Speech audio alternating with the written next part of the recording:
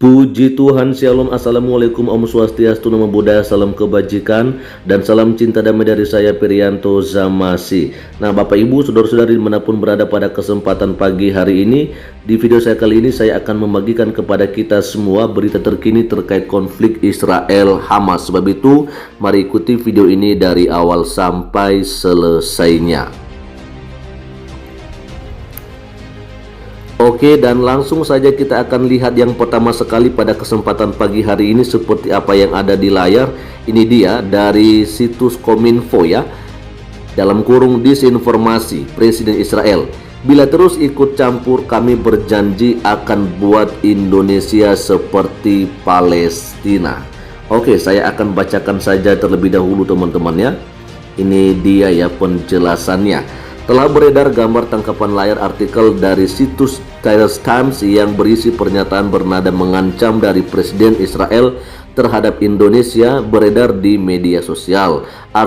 Artikel tersebut berjudul Presiden Israel, bila terus ikut campur kami berjanji akan buat Indonesia seperti Palestina. Ya, memang kemarin ini teman-temannya begitu viral sekali ketika tangkapan layar ini sudah beredar di berbagai media sosial, dan ya memang kita was-was juga ya apakah ini benar atau tidak, karena kalau misalnya ini benar apa yang disampaikan oleh Presiden Israel ini ya di berita ini ya, artinya bahwa ya kita sudah harus bersiap-siap ya, karena mau bagaimanapun juga nantinya mereka akan menyerang kita ya. Tapi kita lihat dulu bagaimana penjelasan dari berita yang ada di Kominfo ini. Tentunya ini yang akan menjadi pedoman kita apakah ini benar atau tidak ya. Ini dia, berdasarkan penelusuran artikel pada situs Trace Times yang memuat pernyataan Presiden Israel Reuven Rivlin itu dimuat 3 tahun yang lalu, yakni pada 20 Desember 2017.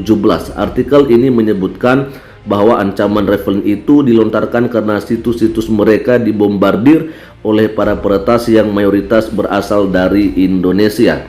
Faktanya, klaim bahwa Presiden Israel Reuven Rivlin janji bikin Indonesia seperti Palestina jika terus ikut campur adalah klaim yang keliru.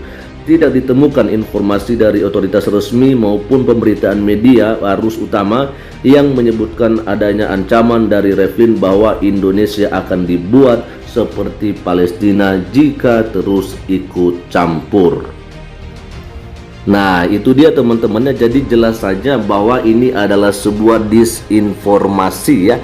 Artinya bahwa ini berita sebenarnya udah lama sekali, dan berita yang saya bacakan ini pun ya sudah lama juga, ini di tahun 2020, tapi ini kembali viral juga teman-temannya layar ini, karena ya kita tahu sekarang kan masih panas-panasnya bagaimana serangan yang dilakukan Israel ke Hamas, yang dimana memang awalnya ini dilakukan pertama sekali ya oleh kelompok Hamas pada tanggal 7 Oktober 2023. Tapi sampai saat ini kita sudah melihat atau mendengarkan bersama di berita-berita bahwa ada sekitar 6.000 ya kurang lebih yang sudah menjadi korban berjatuhan di Palestina, dan ada 1.400 yang di Israel gara-gara serangan yang dilakukan oleh Hamas pada hari pertama tersebut, yaitu di tanggal 7 Oktober ya. Nah, kalau misalnya ini teman-temannya tadi benar aja ya, kalau misalnya betul kalau Presiden Israel mengancam Indonesia akan membuat Indonesia ini menjadi seperti Palestina, artinya mereka akan menyerang kita. Wow, saya pikir wow, ini apa yang harus kita lakukan teman-teman, dan saya nggak bayangkan ya apa yang akan kita alami di Indonesia ini ya. Tapi ya puji Tuhan dulu ini betul-betul informasi dari Kominfo bahwa berita yang seperti ini adalah berita bohong atau disinformasi, atau ini adalah sebuah berita yang yang tidak benar seperti begitu. Jadi kita di Indonesia masih aman-aman ya, tidak ada ancaman yang sudah disampaikan dari Presiden Israel seperti itu. Jadi sekarang justru yang menjadi tugas kita, mari kita mendoakan agar konflik antara Israel dan Hamas Palestina ini boleh segera berakhir, karena Sekali lagi teman-teman, ini sudah mencapai 6.000 orang yang sudah meninggal. Dan ini adalah bukan jumlah yang sedikit. Jadi mau bagaimanapun juga dalam hal ini yang menjadi kerinduan kita adalah agar serangan ini boleh berakhir secepat mungkin. Oke, ya. Oke, dan selanjutnya ini dia yang akan saya bacakan kepada kita seperti apa yang ada di layar. Ini sebuah berita, Amerika Serikat pakai standar ganda soal Hamas versus Israel, Ratu Arab murka. Wow, ini dia dari situs NBC Indonesia ya, dan saya akan bacakan dari awal sampai selesai kepada kita agar kita tahu sebenarnya apa yang dituliskan di dalam berita ini ya. Ini yang menjadi kerinduan kita ya, jangan hanya setengah-setengah ya. Oke, konflik bersenjata antara Israel dengan kelompok pejuang Palestina yaitu Hamas nyatanya turut menyeret Amerika Serikat. Sebagian besar pihak menilai Washington berat sebelah dalam menanggapi konflik itu. Nah, di sini lagi-lagi CNBC Indonesia mengatakan kalau kelompok Hamas itu adalah kelompok pejuang Palestina. Padahal jelas ya, ini saya harus stop dulu teman-teman ya. Jelas disampaikan oleh Presiden Palestina yaitu Mahmud Abbas bahwa apa yang dilakukan oleh Hamas itu tidaklah mewakili dan tidaklah mempresentasikan Palestina pada keseluruhan. Ini jelas ya. Oke, kita akan baca saja dulu sampai selesai. Dalam 20 bulan terakhir, Amerika Serikat terus mengkampanyekan kekejaman yang dilakukan Rusia di Ukraina. Washington mengecam aksi Rusia itu sebagai sesuatu yang ilegal dan kejam dengan membeberkan Moskow melakukan pembunuhan terhadap warga sipil ya. Namun hal yang berbeda dilakukan negeri Paman Sam di Gaza. Meski telah jatuh ribuan korban jiwa pasca serangan udara Israel, pemerintah Amerika Serikat yang dipimpin Presiden Joe Biden belum mengeluarkan kecaman apapun terhadap Tel Aviv ya. Jadi saya nggak ngerti sebenarnya yang kita kecam di sini itu, kita harus tahu dulu ya, karena di tanggal 7 Oktober itu yang pertama sekali melakukan serangan itu adalah Hamas ya. Jadi menurut saya yang seharusnya menjadi sasaran kecaman kita itu adalah kelompok Hamas gitu loh ya. Ini menurut saya sih teman-teman ya, karena mau tidak mau mereka lah yang mengawali serangan terhadap Israel ini. Kemudian serangan balik Israel itulah yang terjadi kemudian, yang akhirnya memang kita melihat ya banyak korban jiwa berjatuhan dari kalangan warga sipil ya kan. Jadi kita jangan lari daripada awalnya dulu gitu loh ya, sebab akibat ini yang terjadi. Jadi kenapa akhirnya Israel melakukan serangan kembali ke wilayah Gaza dan menghancurkan dan mengakibatkan banyak yang meninggal dunia di wilayah Gaza, itu karena kelompok Hamas yang telah melakukan terlebih dahulu serangan gitu ya. Oke, lalu berikutnya dikatakan yang terjadi justru sebaliknya ya. Ia membela Israel yang menurutnya tengah melakukan aksi pembelaan diri dan mengklaim bahwa dirinya merupakan seorang Zionis atau kelompok yang mempercayai mempercayai paham bahwa negara Israel harus berdiri di wilayah Bukit Sion yang merupakan milik Palestina. Hal ini pun mulai mengundang reaksi, salah satunya adalah Ratu Yordania yaitu Ratu Rania. Dalam sebuah wawancara dengan CNN Internasional, ia mempertanyakan bagaimana Amerika Serikat dan sebagian negara barat menyikapi serangan Israel ke Palestina ya.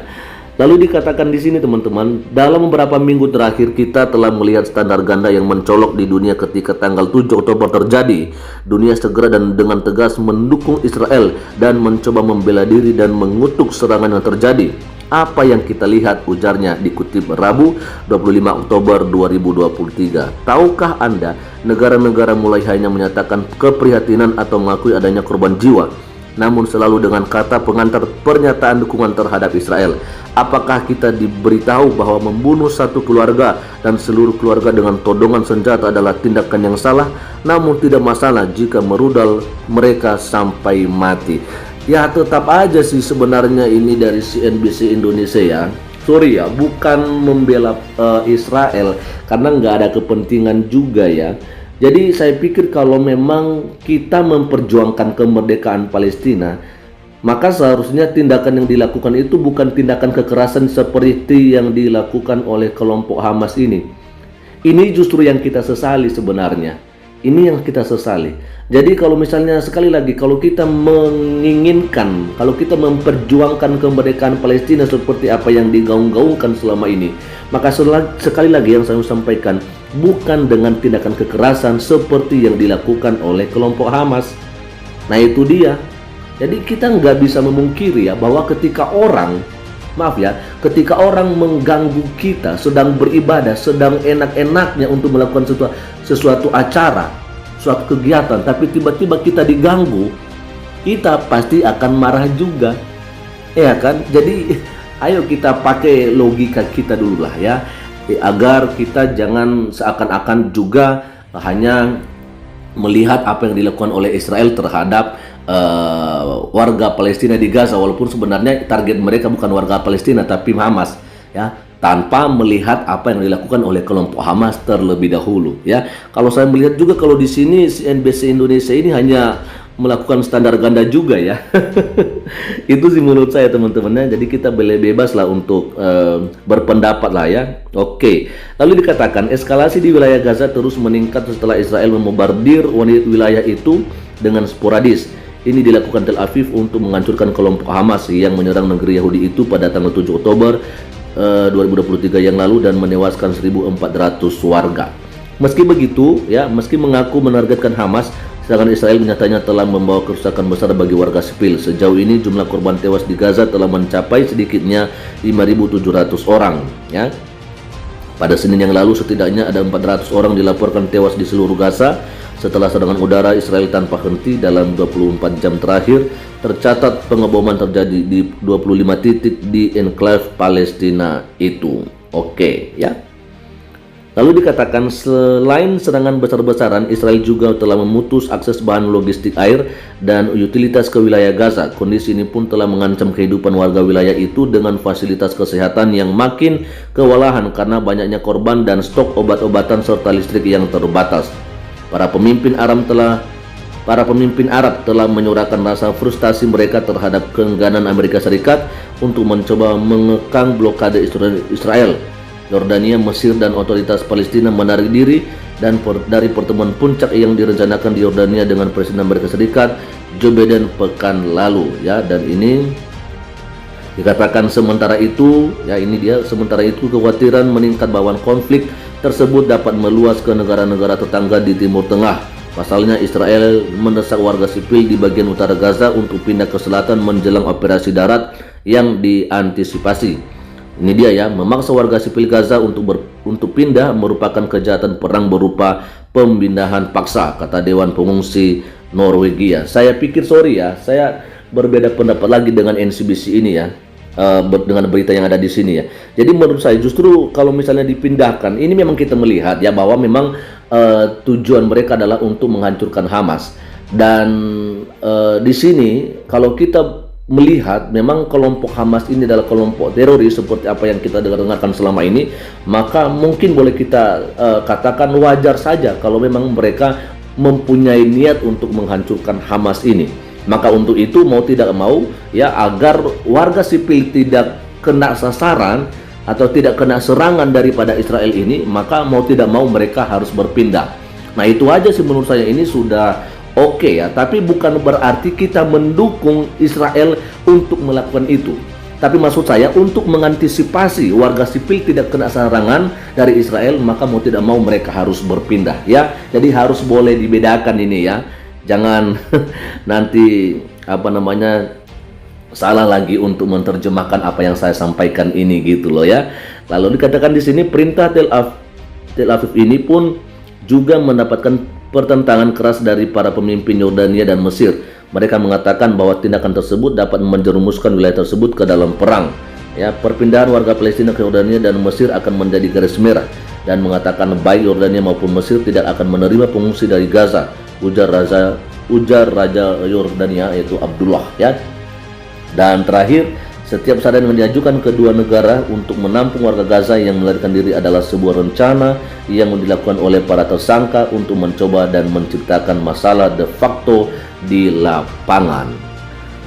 Oke, dan itu dia teman-temannya yang bisa saya bagikan kepada kita semua pada kesempatan pagi hari ini. Kita melihat di sini bahwa Ratu Arab mulai murka ya, oleh karena menurut dia Amerika Serikat telah memakai standar ganda soal konflik Hamas versus Israel. Ya, sekian saja dulu untuk pagi hari ini dan Tuhan Yesus memberkati kita semua. Shalom. Assalamualaikum, Om Swastiastu, Namo Buddhaya, salam kebajikan dan salam cinta damai dari saya, Perianto Zamasi.